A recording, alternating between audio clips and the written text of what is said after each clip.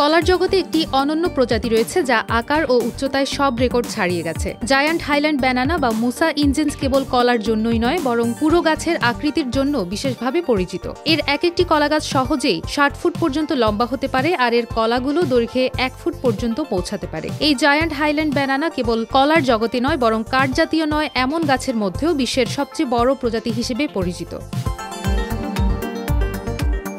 পৃথিবীর সবচেয়ে বড় এই কলা গাছের প্রথম খোঁজ পাওয়া যায় ইন্দোনেশিয়ার পশ্চিম পাপুয়া প্রদেশের পাহাড়ে। এছাড়া ইন্দোনেশিয়া ও পাপুয়া নিউগিনির ১২০০ থেকে ১৮০০ মিটার উচ্চতার অঞ্চলে এটি সাধারণত জন্মে। গাছের কাণ্ড ১৫ মিটার পর্যন্ত লম্বা হয় এবং পাতাসহ মিলিয়ে পুরো গাছ প্রায় ২০ মিটার বা ৬৫ ফুট পর্যন্ত পৌঁছায়।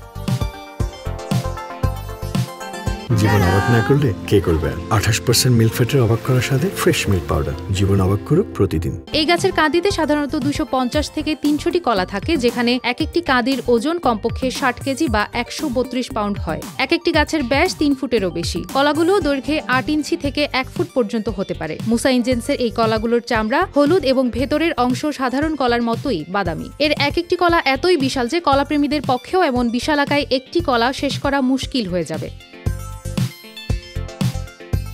জায়ান্ট হাইল্যান্ড ব্যানানার জন্ম ও বৃদ্ধির জন্য সঠিক পরিবেশ ভীষণ দরকারি। এটি সাধারণ উষ্ণমণ্ডলীয় নিম্নভূমিতে জন্মানো প্রায় অসম্ভব। আর্দ্র পাহাড়ি এলাকা বা খাড়া গিরিখাত জলা জায়গার ধারে এই গাছ ভালোভাবে বৃদ্ধি পায়। বিভিন্ন দেশে চাষের চেষ্টা করা হলেও যথাযথ যত্ন ও উপযোগী পরিবেশ ছাড়া এই গাছ বেশি দিন বাঁচতে পারে না। এছাড়া কম বয়সী বীজ ব্যবহার করাও সমস্যার কারণ হতে পারে। তবে খুব বেশি উঁচু এলাকা না হলেও রাতে ঠান্ডা পড়ে কিংবা সাগরের ধারে উষ্ণ জলবায়ুর এলাকা যেমন পর্তুগাল, উত্তর নিউজিল্যান্ড, ক্যালিফোর্নিয়া উপকূল, ব্রাজিলের দক্ষিণ উপকূলেও এ গাছের টিকে থাকার খবর পাওয়া যায়।